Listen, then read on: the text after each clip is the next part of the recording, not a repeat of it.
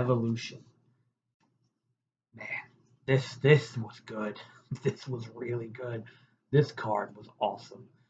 Shout out to the women. Shout out to tearing the house down. Every match was electric. Every match was awesome to see. This was a really fun card. All 7 matches, all the women killed it. Um, the legends coming back. The crowd was awesome. It's probably the best crowd all year. I'm not going to say this was the best POE, but it's up there. It's definitely up there. This was super fun. Like the first Evolution, this was really well done. They need to do more of Evolution. Clearly, women's wrestling can hold its own. We've all known this. Everybody in the locker room, everyone in the wrestling community knows this. The women know they can do it, and they proved it that they can do it. Like this was awesome. And the crowd loved it. I mean, this works. Like this type of premium live event works. And Evolution was just so much fun to watch. And uh, yeah, let's break it down. Let's go right into it. We're gonna start with arguably already one of the matches of the night. Becky Lynch versus Lyra versus Bailey, in which saw Becky do an absolutely insane counter maneuver to pin Bailey and pick up the win. Look, I think all 3 women excelled. I think they were all really fun and cool in this match. I loved Lyra. She really stood out. Bailey did her thing. Becky did her thing. She was a smart, savvy heel who bid her time and pounced when the moment was right. Um, yeah, I mean, any women could have won this match and continued to go forward. I think this is going to be a feud for a while, especially going into SummerSlam. I don't see Becky, Bailey, and Lyra stopping anytime soon. But I think Becky winning makes sense. I think you want to save that title change for SummerSlam. Lyra looked really good. Bailey looked really good. So we'll see. Going forward, I think this is going to be a really fun feud. The 3 of them worked really well together. This is the best work Lyra has done since she's got into the main roster. Obviously, she was great in NXT, but she's needed to really find her footing, and she's found her footing with this feud. So really, really well done from all 3 of them. And yeah, this was a fun main event, a fun triple threat, fun way to open the show. Crowd was already into it from the get go. Lyra, Bailey, and Becky, great job, solid. This is a B plus, if not an A. Like this was really fun. Really good moves, really good back and forth between the 3 of them. They have really good chemistry. I almost feel like it was a little bit too slow, but once it got going, it got going, and I don't really have too much of critique from it. And yeah, I think we'll see more of this going forward in SummerSlam. I don't think you really have the time to set up a new feud with Becky for the IC title anytime soon. I think keeping the 3 of them together, having them work one more match at SummerSlam would be the right route to go. So I think overall, good stuff from all 3 of them combined. Uh, yeah, so then we'll move on to the NXT Women's Championship defense between between Jordan Grace and JC Jane, with Blake Monroe and JC Jane's quarter, and uh, Toxic or Fatal Attraction with JC Jane. Now, look, I've said before, said it on the prediction in the preview show. I don't watch much of NXT. I watch, here and there. I know results. I know people. I know how they work. So I knew about JC Jane, I knew about Jordan Grace and what they do and what they can do, and their storyline, and Blake Monroe and her storyline. Um, Look, I think JC Jane really. I think everybody kind of had a good idea of Jordan Grace. She's been in a couple of appearances, and she's obviously one of the very few women to walk into a women's Royal Rumble with a TNA championship on her waist. So that was really, I remember that moment. So people kind of know Jordan Grace a little bit. Not a lot of people know about JC Jane, and she was really solid in this match. She was spectacular. Um, her and Jordan had a really fun back and forth. Uh, and look at JC, really impressed. I think she really, you know, showed out on her first really big main event spot, or not main event, but like premium live event spot.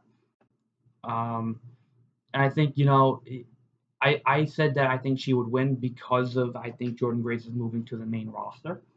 So I think it wouldn't make sense for her to win the title here. And obviously, I think Jordan Grace is going to go to the main roster eventually. But I think the finish is that Blake Monroe, former Mariah May, not Blake Monroe.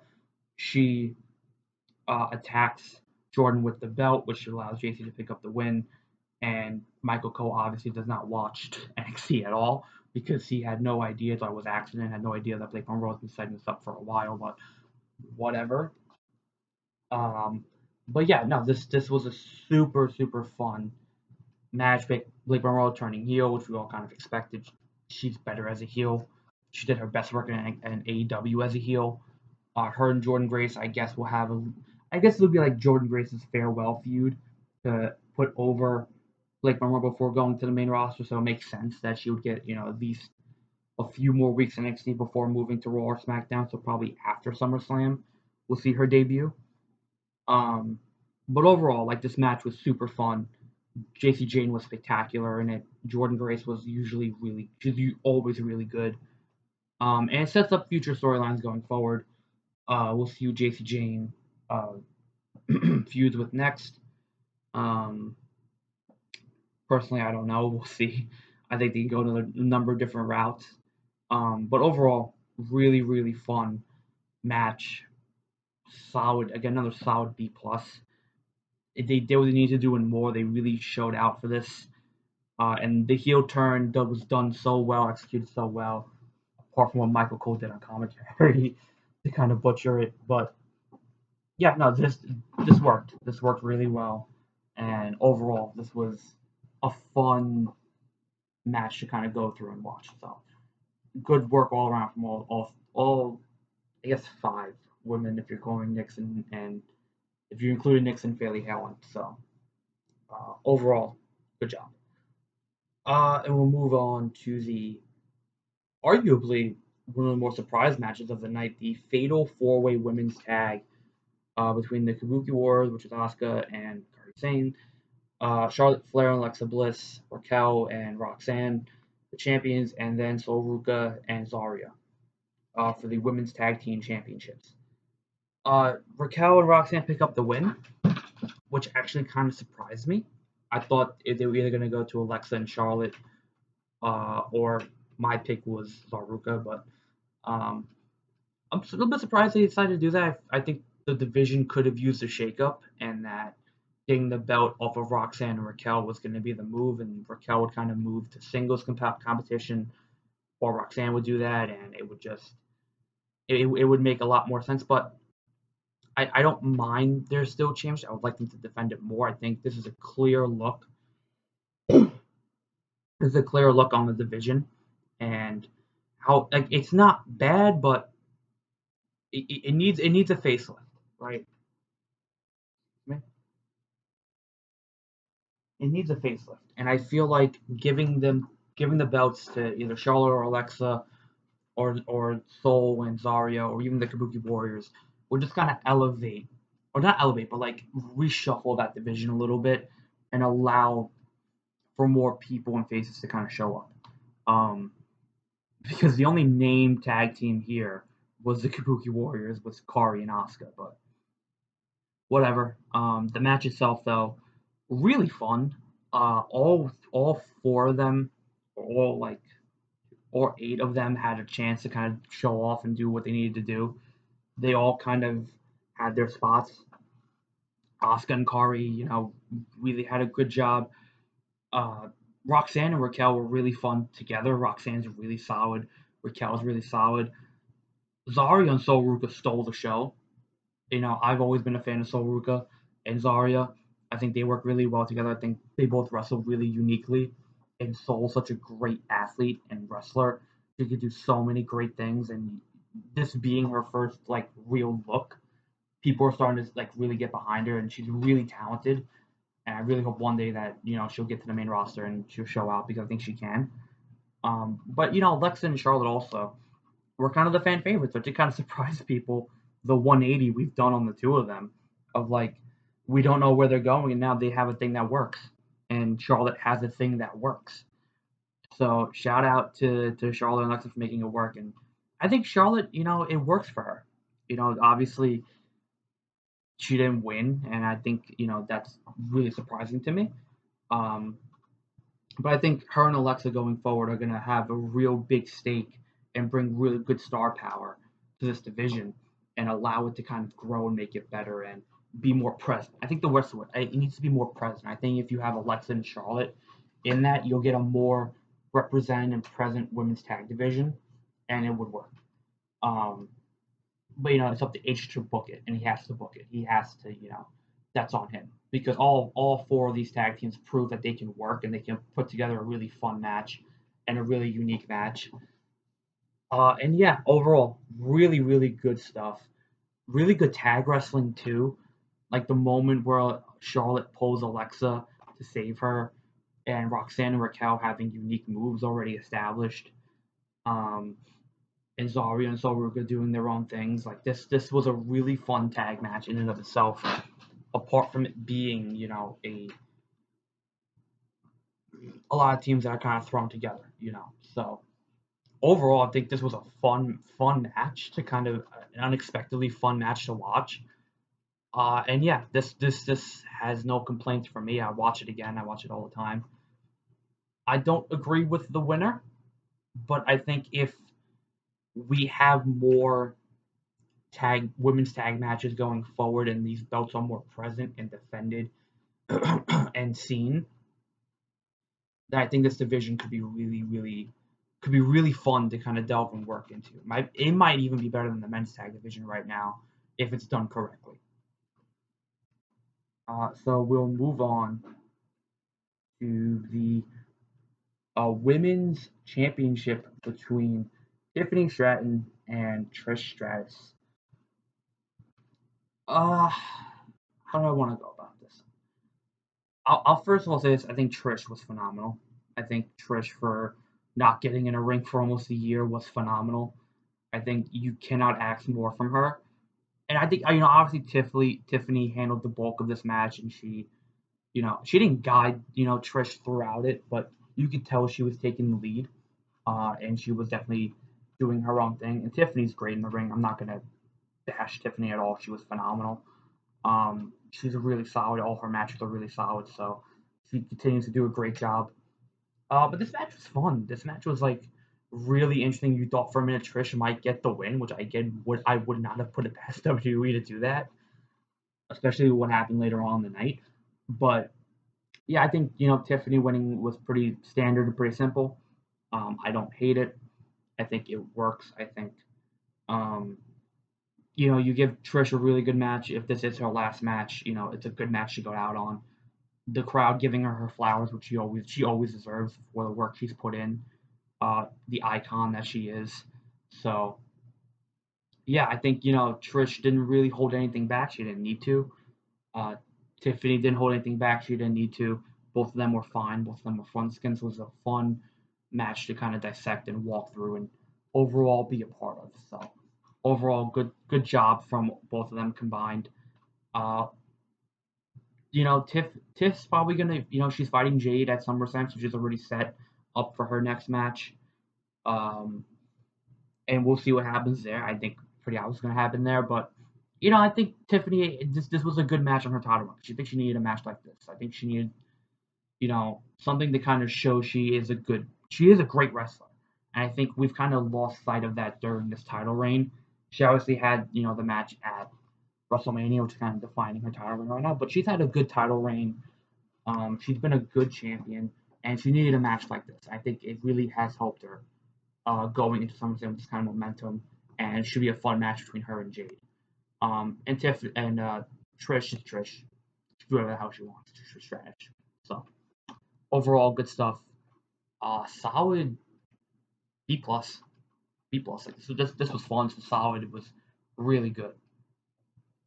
We'll then move to the no holds barred between Jade Cargill, Naomi, and Bianca Belair as special guest referee. I'll say this first. This was Jade's best match, hands down. This has been her best match, hands down so far. I said it. I think her and Naomi have the best chemistry together, and Bianca have the best chemistry together. And when she's with somebody she could work well with, her matches are really good. And this has by far been her best match. When she's allowed to kind of be more physical and use weapons and it sucks that she needs a gimmick to make herself work. But again, this was a really solid match from her. Really creative from all women combined. Um, I do feel like it was a bit rushed in a way, which I guess makes sense. This was kind of like the only non-title card of non-title match on the card. So it makes a little bit of sense. I feel like there could have been more to do with Bianca too. She feels kind of shoved in here, or at least like I would have liked for her to maybe like stop Jade at one point from like hitting Naomi or Naomi stopping Naomi. I feel like she didn't really do that. She was just kind of there. She didn't really add too much to the match itself, which I think is a big oversight. I feel like she has a big stake in these two women's careers and what's happened between the three of them. And I just feel like it wasn't used properly in that situation. So I don't know. And I feel like again I feel like the match was just kind of too fast. Like it feels like they were just going from spot to spot to spot. And then you had the big finish, which was crazy going through the table like that. Um, but no, like I do feel like this was Jay's best match. Naomi was really good here. And it's a really good setup for what happens later on and two matches later. When Naomi gets hurt, she obviously busts her nose open. Um, and you think she's done for the night, but we'll see what happens later in the night after that. But overall, really, really good stuff. Um, solid like B, maybe a B minus because I do feel like it was a bit too short. I feel like it could have used a bit, like an extra like 5 minutes would have really, and a little bit more from Bianca would have added to this match even more and really elevated it to a new kind of not level, but like would have made it a bit more emotionally impactful. So yeah, I mean, I think this was fun. And I did not have too much to complain about. Again, this is a nitpick. This is a very like wrestling minded nitpick. It was fun. It was fine. They did what they needed to do. And yeah, I just if it Jade works well with people who she knows, and was one of those people who she knows really well, and you saw their chemistry and how they work well together. So overall, good stuff. And Jade needed to win. She needed to win. Like she had to. Like SummerSlam in 3 weeks, she needed to win here. Like, so we'll see going forward what happens next. And then we'll move to the women's 20 women's battle royal. With the winner getting a title shot at Clash at Paris, which I think is in August. Let me double. I think it's after SummerSlam. Um, let me just double check really quickly. Um, uh, why won't you give me the thing that I need? Yeah, August 31st. Okay, so it is after SummerSlam. Um, so the women of the Battle Royal will face the champion of their division at Clash in Paris. I think the favorite clearly was Stephanie Vaquer, and the favorite won Stephanie Vaquer. I think we were kind of hoping for a little bit more from legends and former WWE superstars in this battle royal. We didn't get that, which I'm fine with. I think if you could highlight the women's roster now at any point, it's a good thing. Um, kind of a slow moving battle royal though. Till you got to the very end where things kind of picked up a little bit. The NXT superstars got dumped really quickly. Kalani Jordan had a really cool spot with the Kofi Kingston callback, so that was fun. But Lash Legend was really good as the NXT representative here.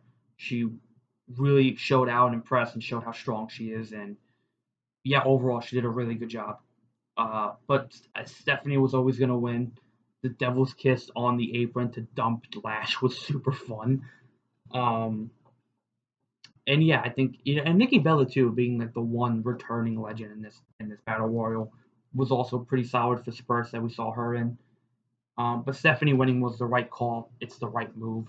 Get her in the title picture right away. If they do her right, she's gonna be phenomenal. We'll see well, I guess we'll see after SummerSlam what happens, but um, clearly, I think she's either gonna fight. Well, we'll see. But I think getting her on Clash in Paris, getting her in her first real main event scene, in a title scene very early on is important. Um, and yeah, overall, like I think this was a really fun. It was a good battle royal. It was good. It was slow. It was slow in the beginning, but it picked up towards the end, and the right person won, so I'm not angry about it. Um, but yeah, Stephanie winning was the right call. Um, this is how it's a battle royal. You know, there's not much really you could say about it. Chelsea and her entourage too was Alba Fire going headfirst through the bottom rope to take out whoever she took out to save Chelsea was super fun and creative. I really love that spot. And then going back into the ring, that was a cool spot. Um, but overall, Battle Royal, C plus. You move on. Stephanie won. You move on. But then we're gonna get to the main event. Oh, the main event. Io Sky versus Rhea Ripley. This is the main event. This is how you end a card. This was this is up there for probably match of the year. I'm probably not gonna call it match of the year yet, but it's up there. Um, Rhea and Io showed out. They showed out. I mean, these two have great chemistry together. The match kind of slow in the beginning, but it picks up really towards the end. The crowd is hot. Both of them are on fire. There's no like real heel or face I would name in this match. They both kind of shared that responsibility where Rhea had momentum and Io had momentum, then Rhea had momentum again, and Io had momentum again. They were kind of it was really good like smart wrestling too, where Rhea kept trying to deny Io going to the top rope, but you always felt like if Io went to the top, Rhea would hit her riptide from the top that she's known to do.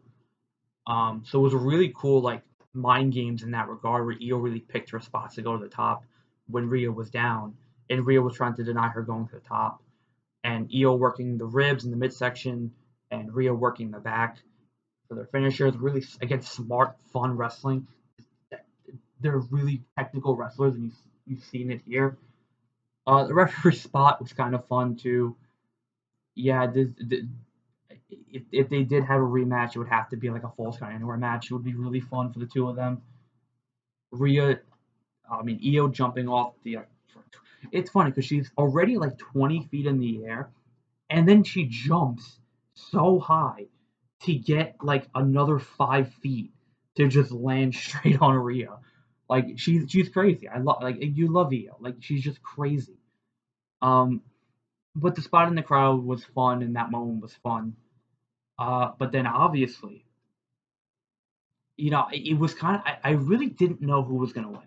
Like honestly, like I could you could have made an argument for both, but then the counter argument was like, okay, but what do they do after this match? The idea is that they'll go in SummerSlam and fight again. And once they went outside, I'm like, oh, this is going to be, another rematch for the title at a Falls Count Anywhere kind of match, which would be fun. Especially when uh, Rhea hit when Io hit the Spanish Fly, and you think, okay, maybe she hit the Riptide and that's it, but Io kicked out. Um, Spanish Fly was beautiful, by the way. God, but these two are so good. They're so good. Um, but anyway, you get to the end of the match and you think, and at this point, when they're after the Spanish Fly, I'm like, I don't know who's gonna win. And then here comes Naomi with the briefcase, and I'm sitting there like, there's no way, right? Like, there's no way. And she's cashing in, and she's confirmed cashing in, and the bell rings, and she hits Io with the briefcase. She sends Rhea into the post. She hits the split-legged moonsault, and she pins Io and wins the title. Like what? Like it's nobody called this. Like straight up, you could look at all the reports, all the TikTokers, all the Twitter thumbers, all the Instagram people, whatever.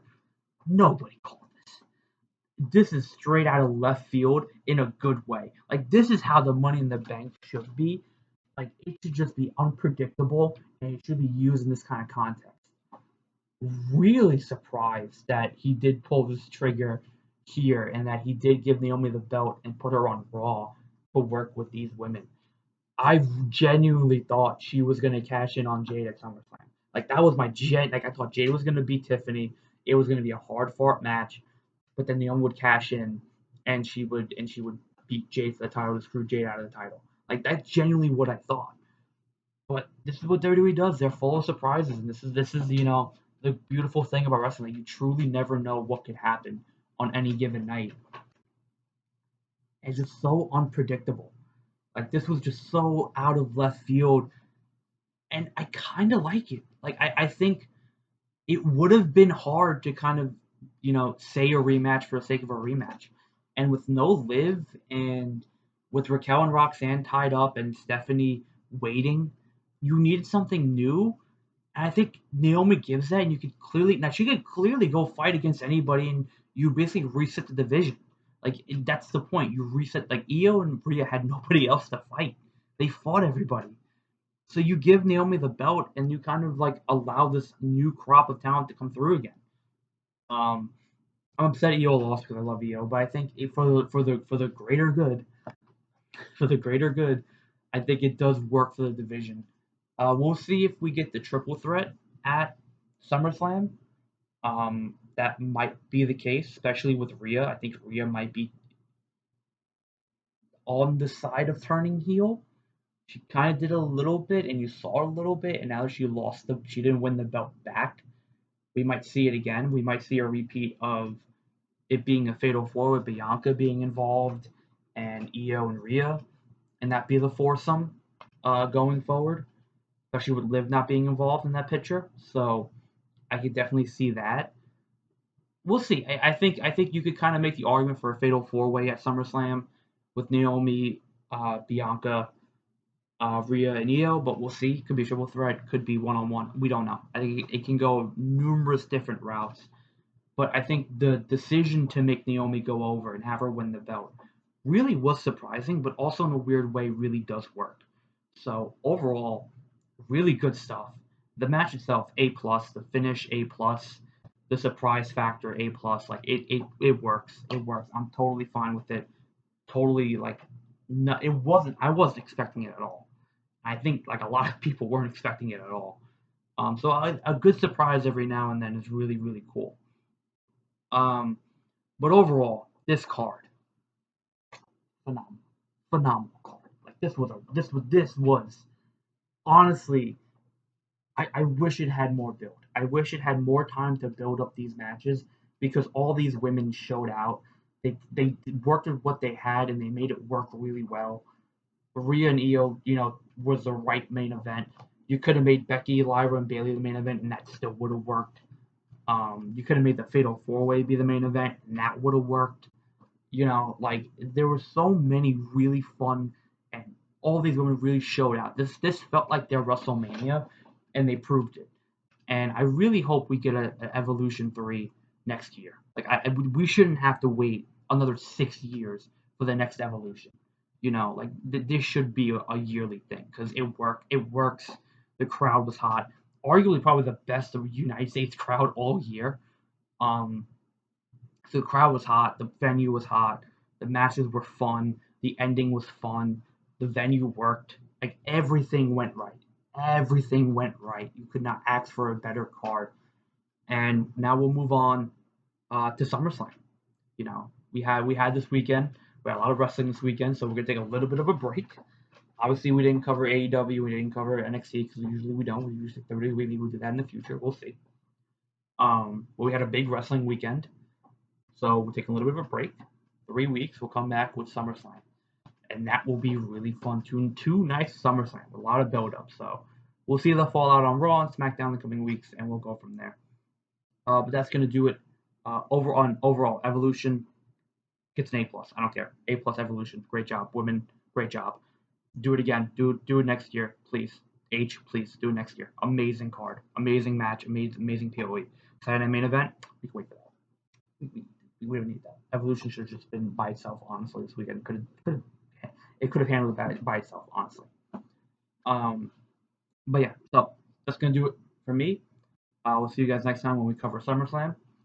Probably gonna be August 1st, probably. We'll see. But thank you guys for watching, listening. Make sure you like, subscribe, check out all our socials, check out all the stuff on our channel, the content on our channel. We'll be back in a few weeks with the SummerSlam preview and reaction and breakdown. And until then, check everything else on our channel. Thank you guys for watching. I've been Daniel. See you guys next time. Peace.